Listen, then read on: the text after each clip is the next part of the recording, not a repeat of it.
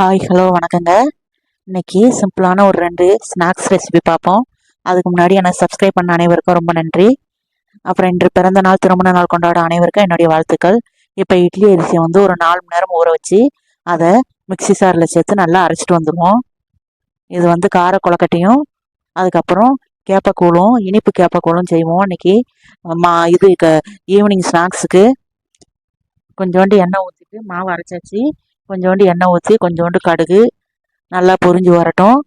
கடுகு, அதுக்கப்புறம் கடலைப்பருப்பு, உளுந்தம்பருப்பு, வத்தல், அதுக்கப்புறம் தேங்காய் துருவல் இதெல்லாம் போட்டுட்டு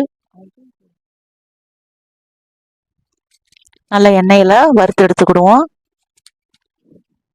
பாருங்கள், தேங்காய் துருவல் எல்லாத்தையும் போட்டு எண்ணெயிலேயும் அது பொன்னிறமாக நல்லா வறுத்து எடுத்துருவோம்.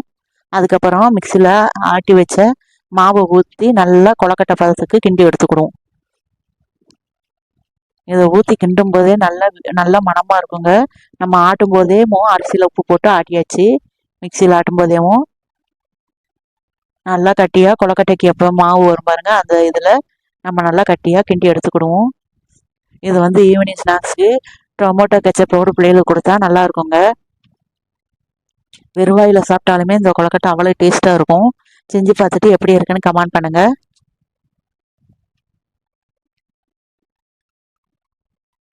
பாருங்க, நல்லா கட்டி ஆயிருச்சு.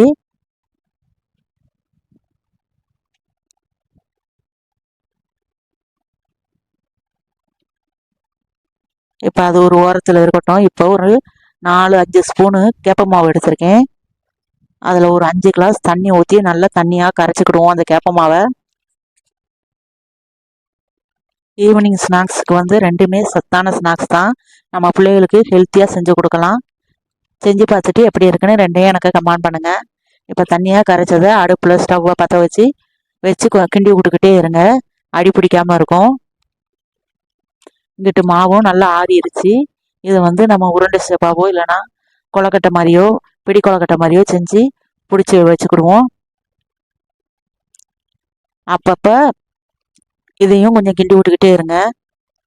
இப்போ பச்சை தண்ணியாக இருக்குது தெரியுமா கூழ், இன்னும் கொஞ்சம் நேரத்தில் ஓரளவு கட்டி ஆயிரும், கலர் மாறிடும் பாருங்க. இப்போ உருண்டை சேப்புக்கு நான் கொழக்கட்டையை ரெடி பண்ணிக்கிறேன்.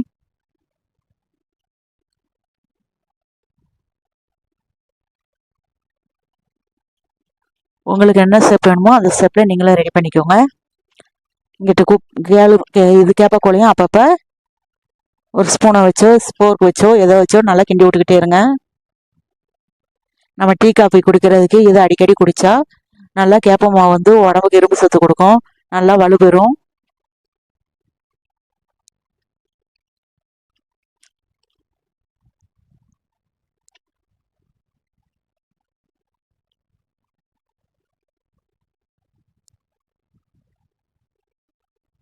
பாருங்க, கொஞ்சம் கொஞ்சமாகவும் கலர் மாதிரி கொஞ்சம் கட்டியான இதுக்கு வருது பார்த்தீங்களா கூழ். இப்போ பக்கத்தில் நான் இட்லி பாத்திரத்தை வச்சு கொழக்கட்டையை வேக வைக்க போகிறேன்.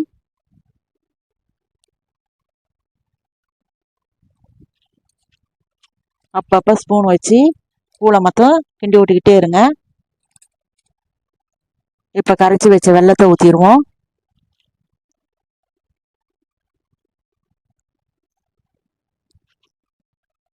ஏலக்காய் போட்டுக்கலாம், சுக்கு போட்டுக்கலாம். அது ரெண்டும் என்கிட்ட இப்போ இல்லை, அதனால் வெறும் வெல்லமும் தேங்காய் திருக்குழம்பு போட்டு தான் காய்ச்சிறேன். நீங்கள் ஏலக்காய் சுக்கு போட்டிங்கன்னா இன்னும் கொஞ்சம் மணமாக இருக்கும் கூழ்.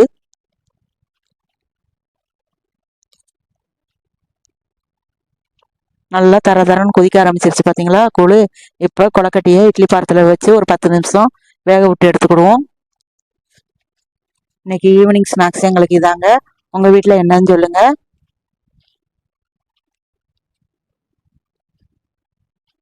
இப்போ கொழக்கட்டை ஒரு சைடு வெந்துக்கிட்டு இருக்கு. இங்கிட்ட கூழும் நல்லா கொதிச்சு நல்லா வெந்து வந்துருச்சு பாருங்க, கலர் மாதிரி.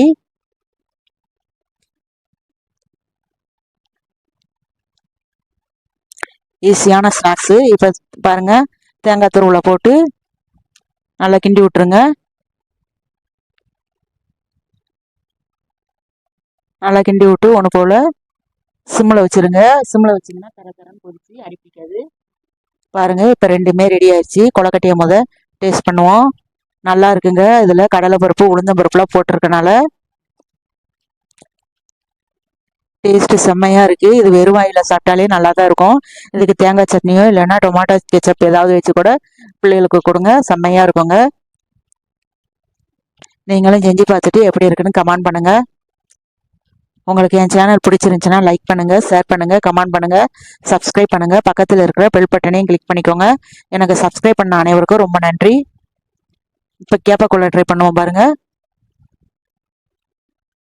கொஞ்சம் சூடாக இருக்குது. வாரத்துக்கு 2-3 நாள் இதை நம்ம செஞ்சு கொடுத்தாலே பிள்ளைகளுக்கு ஹெல்த்தியான ஸ்நாக்ஸாக இருக்கும். உடம்புக்கும் ரொம்ப சத்தான இதாக இருக்குங்க. நல்லா இனிப்பு எல்லாமே நார்மலாக கூழ் செம்ம டேஸ்ட்டாக இருக்குது. டீ காப்பிக்கு பதில் இதை வாரத்துக்கு 2-3 தடவை நம்ம போட்டு செஞ்சு குடிக்கலாம். ஈஸியாக முடிஞ்சிடும். 10-15 நிமிஷம் வேலை தான். செஞ்சு பார்த்துட்டு எப்படி இருக்குன்னு கமெண்ட் பண்ணுங்கள். Okay friends.